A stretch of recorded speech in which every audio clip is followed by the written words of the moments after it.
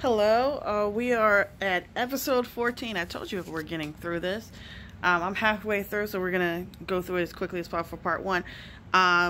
Previously, if I didn't completely mention, they do get back John Min because the guard, remember we spoke about the fact that he lost his two children. So seeing him say that he did all that, John Min say that he just wanted to see his mother, he decides to leave the kid on the sidewalk and he drives away.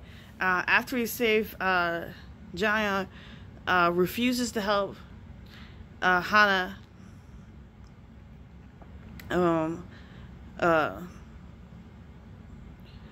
basically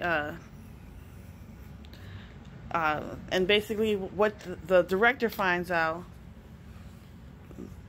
that he's pissed off that he can't do anything about it. The president has his own task force basically not working through there, so he's stuck in his paces and he's pissed off because all the people he tried to put in jail are now out of jail.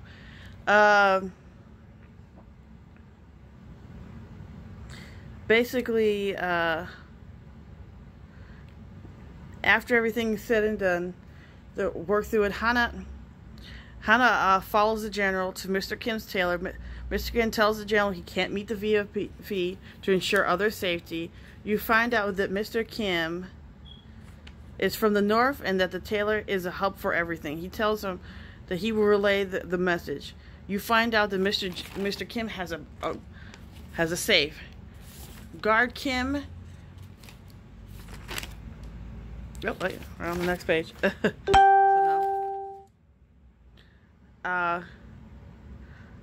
And it may have answers to all of our questions.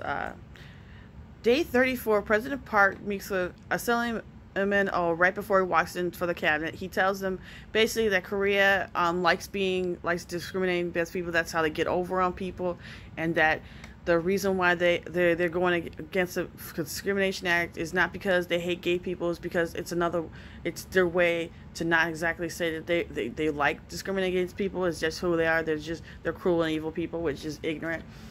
You know, there are some people who are against gay people and stuff, but I feel like as time goes on, Korea is not going to be like that. That's just like a lot of other countries. It just takes enough people to have the complete understanding. That's what happened in the United States, that they're like everybody else, and that it hasn't if you have a religious issue with it, it's not has anything to do with personal rights. And once a country gets to the point where they understand that, that's how laws like that get passed. When they take the emotional thing out of voting and more of an analytical thing, that's when you get to that point where you're like, okay, I need to think about my fellow man, not what I want in life. And that's part of empathy and stuff. And you would think everybody has that, or when it comes to things that they don't agree with, but that's not true. And that's why some laws are as they were. But that's a sidebar. And President Park, President Park basically shrugs it off, and they go through the meeting and finally get to the Discrimination Act. And President Park pauses for a minute, and at the last minute decides to forego the act for the next person to come along. You find out that Assemblyman woman Yoon was, after all is said and done, and everybody's very surprised by the fact that even the secretaries are surprised.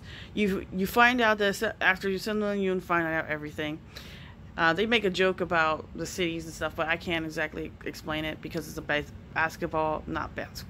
baseball reference, and I don't know Korea's baseball stuff. I don't even know United States stuff, so I'm gonna let that be. And basically, we find out that Assemblyman Yoon was actually going to help pass the law, which is a surprise to her secretary because he assumed that she was playing possum. But actually, yeah, you find out that she actually believed in what he was doing. President Park goes to see the director and basically tells him that like he passed it so he could get elected, and that, you know, the first thing he does when he does get elected is pass this law because he finds it important. She basically tells him that that as of right now, her and her girlfriend want to become a family, but there's no laws. There's law that protects them and makes it so. And that even if he passes that law, that the laws will still keep them away from what they want, which is ultimately to be a family.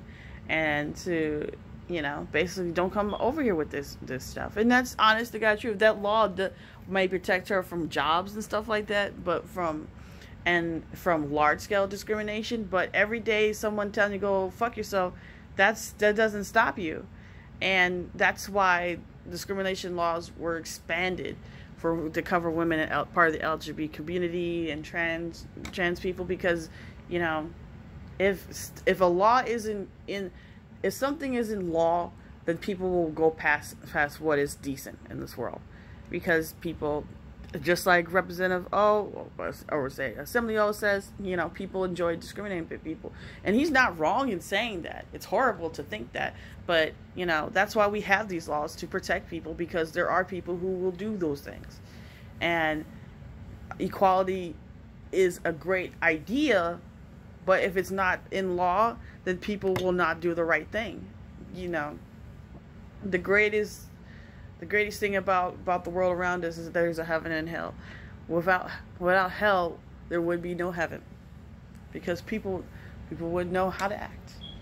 It's the fear that moves us, and that's laws do sometimes. They fear us into doing the right thing. Of course, some people are naturally been raised right and know better and know that it's wrong to hurt others for no good reason. But that's, you know, sidebar. That's not always what happens, and it spooks President Park into moving to a different direction. Basically, what President Park thinks about how naive he was about politics, and oh wait, we're gonna cut ourselves right here because we're at the 7-minute mark. We'll see the part 3 or maybe part 4. It's a lot of information. All right, bye.